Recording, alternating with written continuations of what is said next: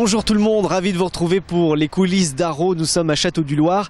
Nous allons découvrir cette belle entreprise de château et pour ça je suis avec son directeur Jean-Yves David qui nous reçoit avec beaucoup de gentillesse. Bonjour. Bonjour et bienvenue chez Arro. Merci beaucoup. Une entreprise qui est née en région parisienne et même à Paris je crois. Oui tout à fait, c'est l'histoire de beaucoup d'ETI françaises, une fondation à Paris dans l'après-guerre et ensuite un déménagement en banlieue parisienne, l'ouverture d'un site industriel en province donc à Château-du-Loir en 1959 si je me souviens bien, enfin je ne me souviens pas mais je le sais. Et puis après finalement de plus en plus d'activités ont été rapatriées sur Château-du-Loir, le siège social dans les années 80, de plus en plus de fabrication et les derniers bureaux parisiens ont fermé au début des années 2000. Donc là maintenant toutes les activités françaises sont regroupées ici dans le Sud-Sarthe à Château-du-Loir. Le nom Arro, ça vient d'où? Le fondateur s'appelait Albert Roland, vous voyez c'est assez simple, donc Albert Roland, Arro. Et tout simplement. Voilà. Qu'est-ce qu'on fabrique chez Arro?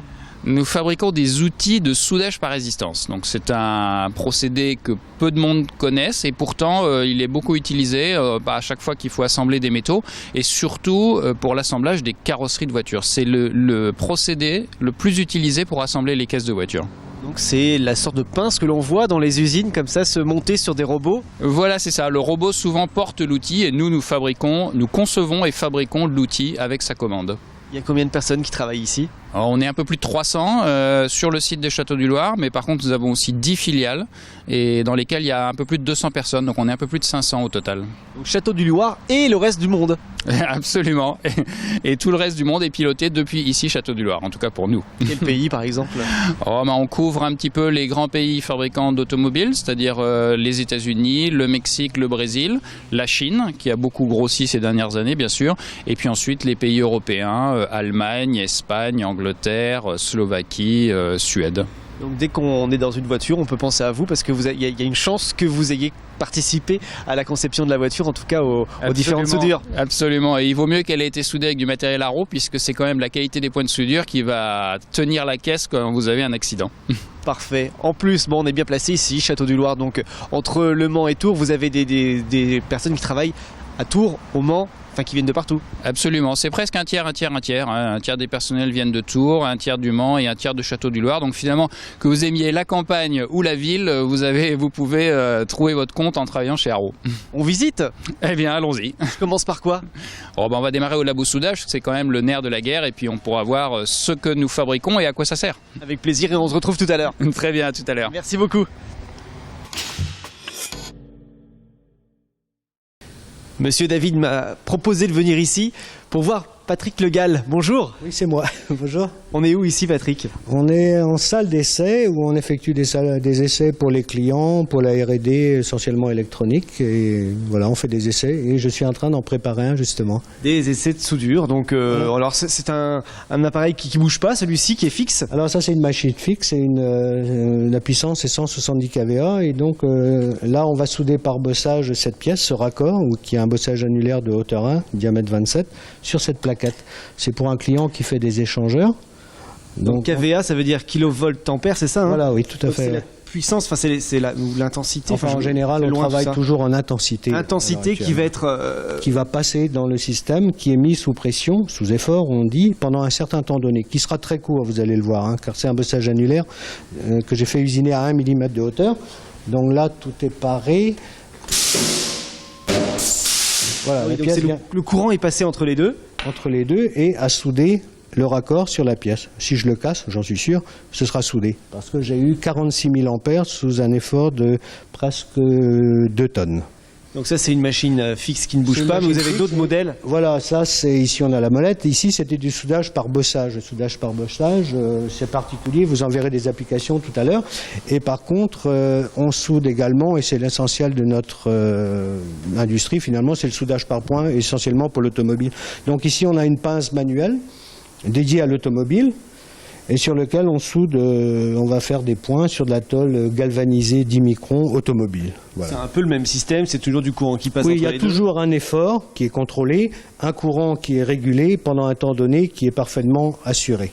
Pour faire de la carrosserie automobile qu'on imagine dans les usines. Là, on va assembler ces deux pièces ensemble. Voilà, c'est du 1,2, épaisseur de galvanisé 10 microns, un standard. Voilà. Donc je vais faire un point. Voilà, le point est fait. Bon, il n'y a pas photo, hein. Si je le cache, j'obtiendrai ce résultat, c'est-à-dire ce qu'on appelle un déboutonnage. C'est-à-dire qu'ici, on voit que la fusion a eu lieu entre les deux tôles, c'est le but même du jeu du soudage par résistance, et on a un noyau qui fait supérieur à 6 mm, donc ce point est bon. C'est très solide. C'est très solide par rapport à ce qui est demandé par le constructeur. Dans la pince ici, qu'est-ce qu'on a à l'intérieur? Alors à l'intérieur, il y a un transformateur, dans le cas précis, c'est un transformateur courant continu, et il y a un vérin. Quand j'appuie sur la gâchette, ici on va travailler en court-circuit, un courant de court-circuit est passé, il vaut 9500 ampères, ou 10 000, et c'est géré par la séquence de soudage. Et il y a d'autres exemples concrets, à part les automobiles, bien sûr? À part les points automobiles, oui, tout à fait, il y a d'autres exemples, hein, parce que le procédé de soudage par résistance est vaste finalement, hein. Il y a de la molette, il y a du bossage, il y a du compactage, enfin bref, et que va vous présenter mon collègue. Guillaume Marchais. Voilà. Merci en tout cas, Patrick. À bientôt. Bonjour Guillaume. Bonjour. Alors quelques exemples du concret. Voilà du concret. On va parler directement d'un système comme ça qui est ce qu'on voit sur les bouteilles de gaz, hein. C'est soudé à cet endroit-là et là également. Ça, c'est un dos de téléviseur. Ou d'écran, où on va souder des petits renforts comme ça. On retrouve ici une grille de four, hein, un décapsuleur et également ouvre-boîte, soudé par bossage. Et puis là, de la quincaillerie, des gonds, des systèmes de targettes, du fer à béton, hein, que tout le monde, tout bricoleur connaît, qui va être mis dans le béton. Et puis des systèmes d'agrafes qui servent dans les grands magasins à porter les blisters, donc qui sont soudés à cet endroit-là et à cet endroit-là. Et donc ici, chez Arrow, vous allez fabriquer l'outil qui va permettre de faire les soudures. Voilà, on fabrique la machine plus l'outil qui permettra d'apporter une solution. Mais j'ai d'autres choses plus intéressantes à vous montrer, enfin des choses qui bougent. Si vous voulez bien, je peux vous montrer des solutions robotisées. Et on y va.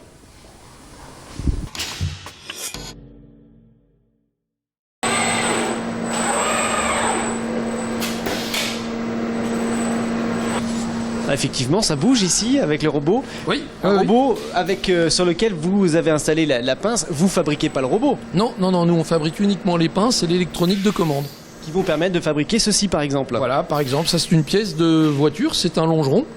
C'est différentes tôles qui sont assemblées les unes aux autres et après soudées par points, donc par résistance. Donc la solidité de la soudure permettra la solidité de la voiture, carrément. C'est ça, voilà. La qualité de tenue d'un véhicule dépend directement de la qualité de tenue des points.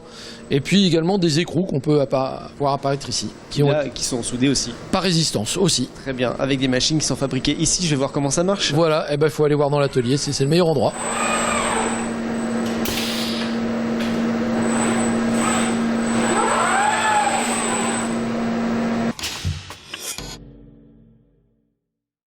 Alors bien sûr, avant la préparation, il faut passer par le bureau d'études. Et je suis avec Thierry Tétu. Bonjour. Bonjour. Alors ça se passe ici, tout est conçu, imaginé, grâce à votre équipe et aux ordinateurs. Alors c'est tout à fait vrai. On conçoit l'ensemble des produits qui sont spécifiques aux clients. Donc tout est conçu en 3 dimensions. D'abord sur les ordinateurs, avec un logiciel qui s'appelle Katia. Et donc, comme vous pouvez voir ici, vous avez une partie de la conception. On voit une pince avec un jeu de bras. Donc ces matériels-là vont servir à souder les carrosseries automobiles. Donc là, ici, sur l'ordinateur, vous décidez quoi? De la forme du bras Comme vous voyez ici, on a un squelette, donc on a une fibre de couleur verte. Donc c'est ce qui va nous permettre de modéliser l'ensemble de la pièce, hein, voilà, telle qu'elle est là. Là, elle est conçue en 3 dimensions. Et donc c'est ce qui va permettre d'amener le courant au niveau du point de soudure. Parce que tous les points à souder sont à des endroits différents, donc il faut pouvoir y accéder. Tout à fait. Donc si la pince n'a pas la bonne forme, elle n'y accède pas. Non, alors donc sur un véhicule, on peut très bien avoir, en général, ça peut monter jusqu'à 200 modèles différents. Ah, quand même. Oui, tout à fait. Ici, donc là, vous en avez un modèle. Un modèle de pince. Là, à côté, vous fabriquez autre chose, vous décidez en tout cas autre chose. Donc on soude, bien sûr, pour les carrosseries automobiles, mais on ne fait pas que de l'automobile, on fait aussi pour le marché industriel. Et donc là, dans ce cadre-là, là, sur l'exemple qui est ici, on a donc conçu entièrement une machine spéciale. Donc c'est une machine, c'est une grosse machine. Vous pourrez la voir à l'atelier même plus tard. Je ne sais pas si vous aurez l'occasion de la voir, mais en tout cas, elle est en construction en ce moment. Et donc on voit bien que ça n'a rien à voir avec une machine, vu la taille par rapport à l'homme qui est juste à côté. Ça permet de souder des composants qui sont liés vraiment au marché industriel. Là, pour ce cas ici, c'est un des composants qui rentre dans l'automobile. Parfait. Donc tout ça, je vais découvrir en bas. Je peux y aller maintenant? Oui, tout à Je suis fait. prêt? Faut mettre des chaussures de sécurité. Et oui, il faut s'équiper un petit peu. Bon, je m'équipe. Merci. Travaillez bien. À bientôt. Eh ben c'est parti, nous sommes maintenant dans l'atelier de production et je suis avec Christophe Ledroit qui est responsable de cette production. Bonjour. Bonjour. On va commencer par le commencement avec la fabrication du transformateur. On a besoin de quoi? Alors pour fabriquer un transformateur, il nous faut une entrée et une sortie. Donc l'entrée, c'est ce qu'on appelle le circuit primaire, par là où va arriver le courant. Et la sortie, c'est ce qu'on appelle le circuit secondaire. C'est par là où va sortir le courant pour produire des fortes intensités pour pouvoir réaliser notre point de soudure. Alors ça se passe avec des bobines de cuivre que vous allez embobiner. Oui, tout à fait. Donc le circuit primaire, on part de bobines de cuivre émaillé que l'on va venir tourner sur un tour à bobiner et réaliser différentes galettes qui seront ensuite assemblées avec le circuit secondaire qui lui est réalisé à partir de barres de cuivre creuses que l'on vient cambrer, pseudo-braser. On a un ensemble qui va être produit rigide. Et ensuite l'assemblage des deux primaires secondaires avec un système d'isolant entre. Il y a de l'eau qui va circuler à l'intérieur aussi? Oui, tout à fait. Il y a de l'eau qui circule à l'intérieur. On a différentes étapes de contrôle justement pour s'assurer de la bonne étanchéité de notre circuit secondaire. C'est quelque chose d'important puisqu'on fait passer du courant. Avec l'eau en général, ça ne fait pas forcément bon ménage, donc on a ce contrôle-là systématique. Donc ça y est, on a notre circuit primaire, notre circuit secondaire, va falloir assembler le tout. Oui, donc l'assemblage se fait manuellement avec des systèmes d'isolant. On vient adjoindre une coquille d'acier qui permet de confiner le circuit électromagnétique, en fait, de transformer le courant. Et ensuite, on va avoir l'étape de passage à la résine. On va venir mettre un moule tout autour de notre transformateur, couler une résine à l'intérieur pour avoir un ensemble au final qui soit compact. On passe tout ça au four pendant environ 8 heures. Et ensuite, on démonte le moule et on a notre transformateur qui est fonctionnel, rigide, que l'on contrôle quand même. On a une étape de contrôle qui est importante avant de pouvoir être utilisé par nos clients. 8 heures de cuisson, c'est cuit. Ensuite, étape suivante. C'est le démontage. Le démontage et le contrôle. Et ensuite, on va s'occuper des moteurs. Ça se passe à côté. Tout à fait, oui. On y va. Là, on change d'ambiance. C'est beaucoup plus calme. Complètement, oui. Ici, on va assembler des moteurs électriques. Voilà, donc on est dans une partie de l'usine qui est l'atelier le plus récent, qui a une dizaine d'années. On est dans une ambiance climatisée, protégée de la poussière. On fait de la mécanique de précision ici.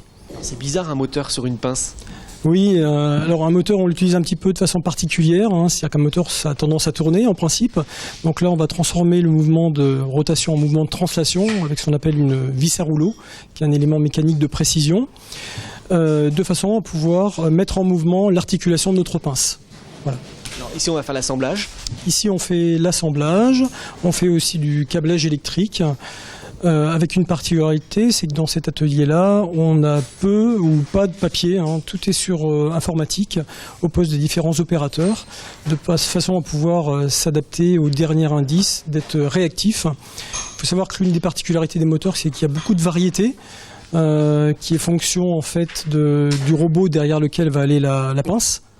Et toute la communication entre la pince et le robot passe par notre moteur électrique. Voilà, donc, c'est pas une fabrication à la chaîne, ça peut changer du jour au lendemain. Tout à fait, tout à fait. Donc les plans de montage et les plans de câblage sont au dernier indice sur chaque poste opérateur. Donc c'est câblé et puis monté ici. Ensuite, il faut les tester les moteurs. Voilà, ensuite on vient les tester, on vient les roder. Pour faire quelques points, s'assurer que le moteur est pleinement opérationnel et puis ça nous permet d'assurer un contrôle à 100% des produits qui vont partir chez nos clients avec une traçabilité bien sûr, donc qui vont partir en direct chez nos clients ou bien monter sur nos propres pinces. Merci beaucoup. Merci à vous. Eh bien on va fabriquer les bras de la pince maintenant avec Sylvain Slick. Bonjour. Bonjour. On part de quoi Sylvain ? On part de barres de cuivre en diamètre 50 à 65 où l'on vient couper, première opération, découper la barre. Pour avoir la bonne taille. Pour avoir la dimension du bras développé. C'est coupé sur les scies. La deuxième opération va consister à faire le perçage du bras. Donc de percer de part en part le bras pour pouvoir passer un tube à l'intérieur pour venir refroidir le grain, qui nous permettra de souder sur la pince. Là où il y a du courant fort, ça va être refroidi. Tout à fait. La troisième opération est le cambrage du bras. Donc on vient mettre le bras en forme suivant la spécifique du client, la demande du client sur la pince. En fonction de ce qu'il aura à faire comme geste après. D'où la pince viendra souder sur la ligne. Extrêmement précis quand même, un véritable savoir-faire pour pouvoir cambrer comme il faut en fonction de ce plan-là. Tout à fait, c'est des métiers à part entière. Chaque poste a un métier bien défini. Donc le cambrage, c'est un métier. Après, il y a les commandes numériques, la dernière opération qui nous permet d'usiner le bras, en partie queue qu'on voit ici, pour monter sur la pince. La partie tête qui nous permet de mettre la longe et le grain pour venir souder sur la pince. Ensuite, il n'y a plus qu'à l'assembler. Suite à ça, il n'y a plus qu'à l'assembler au montage PE, le tube, la longe, le grain, et qui va nous permettre de fabriquer un sous-ensemble de bras qui va après se monter sur la pince. Eh bien, on y va. Merci Sylvain. On a fabriqué le transformateur, le moteur, les pinces, reste plus qu'à assembler le tout et ça c'est le travail de Fabrice Bauger. Bonjour. Bonjour. Avec votre équipe, bien sûr. Bien sûr, avec mon équipe. Donc moi, les opérateurs de chez moi vont récupérer un chariot de fabrication avec toutes les pièces nécessaires pour pouvoir réaliser un produit fini, donc une pince à souder, voilà. Et elles sont montées mécaniquement. Ensuite, elles sont câblées électriquement. Et derrière, elles s'en vont après au contrôle final chez mon client. Vous partez d'un plan? On part d'un plan, bien sûr. Donc le plan de variante a été réalisé par le bureau d'études et c'est ce qui a été validé avec notre client. Évidemment, tous les plans sont différents. Évidemment, tous les plans sont différents. Chaque produit est différent. Donc on a des pinces avec des bras en cuivre. Et puis on a aussi des pinces avec des bras aluminium, comme vous avez pu voir chez mon fournisseur, donc Sylvain Oslic, l'autre atelier. Des pinces qui vont rester sur le robot ou alors on peut changer les pinces en fonction du robot? Alors on a la possibilité d'avoir des robots où est-ce que la pince sera fixe et à demeure, et on a aussi des pinces avec un changeur automatique où est-ce que là chaque pince pourra être utilisée par le même robot. Voilà. Et donc dans ces cas-là, on peut dire que c'est un outillage d'une pince, enfin d'un robot. D'un robot. Alors oui, on parle de robot parce que j'imagine un être humain ne peut pas porter ça ou manipuler en tout cas. Non, parce qu'on est plutôt, on va dire, sur des masses qui sont aux alentours de 150 kg. Effectivement, humainement, ça paraît très difficile. Mais il y a la possibilité quand même. Mais on a la possibilité, effectivement, on a un autre produit qui s'appelle la pince manuelle, et donc là, dans ces cas-là, qui est utilisé par l'homme, et on vient exactement faire la même chose, on va dire, sur des points de soudage, en manipulant la pince. Elle est accrochée à une hampe, elle est accrochée aussi à un riding, et dans ces cas-là, l'opérateur vient manipuler la pince dans l'espace et faire ses points de soudure manuellement. Donc là, on va pouvoir se déplacer et aller vers l'objet, vers la carrosserie de la voiture. Et il y a encore un autre système. Cette fois-ci, c'est du fixe, ça bouge pas. Fixe, voilà, ça bouge pas. Là, c'est l'opérateur qui est stationnaire. C'est pour ça qu'on appelle ça une machine-outil stationnaire. Et donc, c'est l'opérateur qui est devant la machine.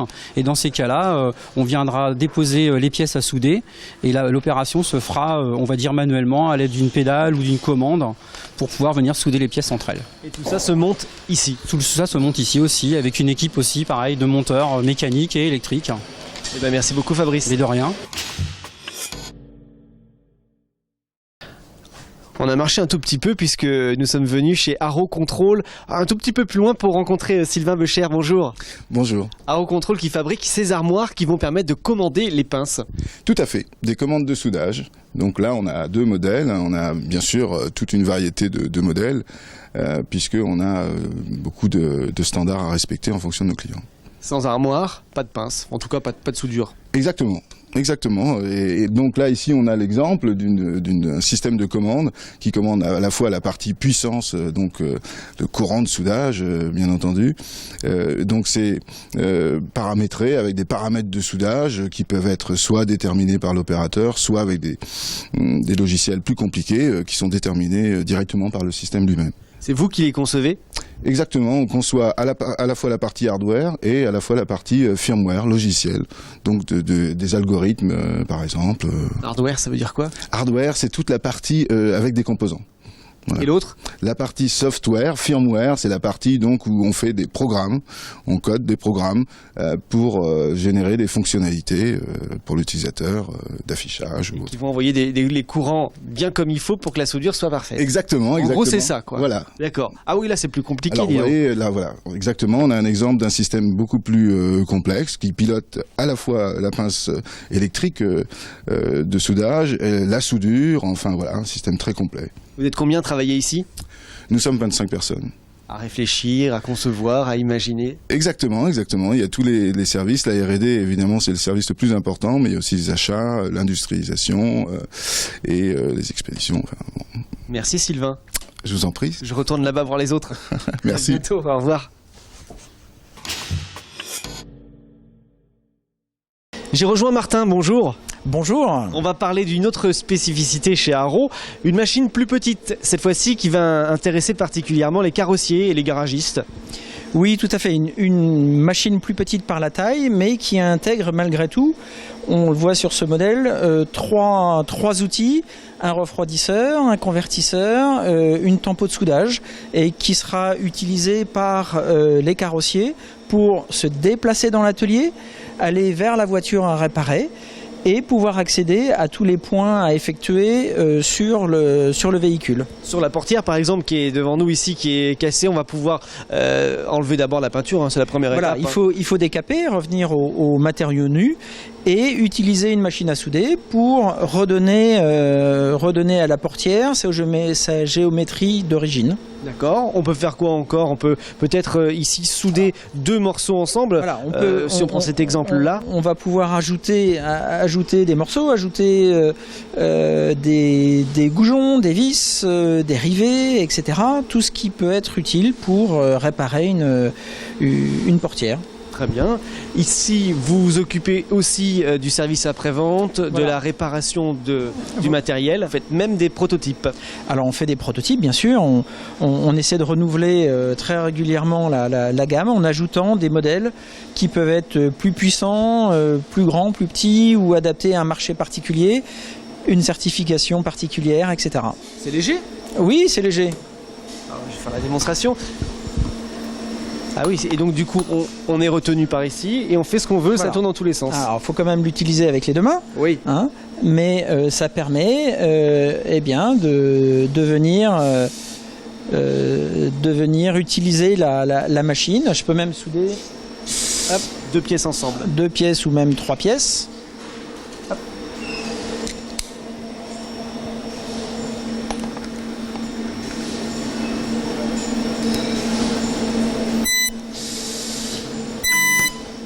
Et là c'est costaud. Et là c'est soudé, voilà. Donc le site internet aussi disponible pour acheter le matériel en ligne. Voilà, donc le site internet Arrowweld Store qui permet à nos clients de pouvoir acheter les machines, les accessoires, les consommables, les pièces de rechange en direct à des prix très compétitifs. Merci Martin. Merci. J'ai rejoint à l'extérieur Tatiana et Anne. Bonjour à toutes les deux. Bonjour. On parlait du site internet à l'instant avec Martin. Vous vous occupez de l'export et justement de la vente des machines. Tout à fait, oui, de l'export. On est organisé au niveau de l'ADV en zone géographique et pour ma part, je m'occupe de tout ce qui est Asie, Moyen-Orient. Et puis de l'Allemagne pour les spécificités de la langue. Vous avez des clients fidèles, hein, les grandes marques automobiles par exemple? Oui, bien sûr. On est en contact avec pas mal de constructeurs automobiles et puis aussi nos filiales qui sont implantées un petit peu partout. Une belle réputation d'Arrow dans le monde? Je pense, oui, on en a des retours. Oui, on a une belle réputation. Combien de langues vous parlez-vous? Moi, personnellement, je parle l'anglais et l'allemand. C'est déjà pas mal. Oui, c'est déjà pas mal. Et Anne, elle parle peut-être encore plus de langues. Bonjour Anne. Bonjour. Non, mais enfin moi je parle aussi le français, mais je pense que c'est le cas de Tatiana. Non, mais je parle anglais, allemand et français, donc voilà, 3 langues. Et puis bon, moi j'ai travaillé aussi à l'export, maintenant je suis à la documentation. Ah bah oui, parce que vous êtes la notice, en gros. Alors entre autres, oui, la notice, c'est-à-dire que quand du matériel part, il doit être accompagné d'un certain nombre de documents. Donc il y a tous les documents qui composent la machine et qui sont obligatoires et entre autres les notices qui sont traduites dans les langues des pays où les pinces sont envoyées. D'accord, donc l'allemand, l'anglais c'est facile, après quand c'est du chinois? Eh bien on fait sous-traiter parce que même pour la relecture on a un tout petit peu de mal, mais effectivement on adapte notre documentation aux demandes clients. Et donc, comme on livre dans le monde entier, on est amené à faire de la traduction dans toutes les langues demandées. Et là, on se rend compte que c'est une entreprise internationale basée à Château-du-Loir. C'est dingue. Tout à fait. Et vous êtes bien? On est bien à Château-du-Loir et on est bien partout dans le monde. Donc tout va bien. Merci à toutes les deux. Je vous en prie. Et pour une belle et grande usine comme ça, il faut faire attention à l'environnement, à la qualité et à la sécurité. C'est le rôle de Cédric Cavalier qui est à mes côtés. Bonjour. Bonjour. Alors on va parler d'environnement pour commencer avec un tri des déchets bien défini. Tout à fait. Donc chez Arro, on pratique le tri sélectif des déchets donc depuis plusieurs années. On trouve juste devant en fait les bennes de collecte pour l'ensemble de l'usine avec les déchets banals, les palettes de bois, le plastique, le carton et tous les déchets donc, qui sont recyclables. Vous gérez aussi la sécurité, c'est pour ça que nous portons des surchaussures de sécurité. Exactement. Voilà, les risques en fait sont importants dans une entreprise, donc notamment le risque de chute d'objets, d'où les chaussures, le bruit également, donc les bouchons d'oreilles dans certains secteurs, et après les risques électriques, le risque de port de charge bien sûr, et on va trouver donc les chariots, les engins, donc de la vigilance, toujours. Et la qualité. Et la qualité, voilà, le troisième pilier, le plus important même, puisque sans qualité, on n'aurait pas de clients. Donc on a une politique qualité, voilà, qui insiste bien sur la fiabilité de nos produits, sur les délais, voilà, les délais de livraison qui sont importants à tenir, ainsi que sur le coût, puisqu'on essaye d'être au prix le plus intéressant. Et enfin l'innovation qui nous permet d'être à la pointe et toujours en avance sur notre temps. Voilà, merci beaucoup Cédric. Je vous en prie. C'était une très belle visite de l'usine Arro. Écoutez, revenez quand vous voulez. Avec grand plaisir. Juste avant de partir quand même, je vais saluer monsieur le directeur, je vais voir monsieur David. À bientôt. À bientôt. Au revoir.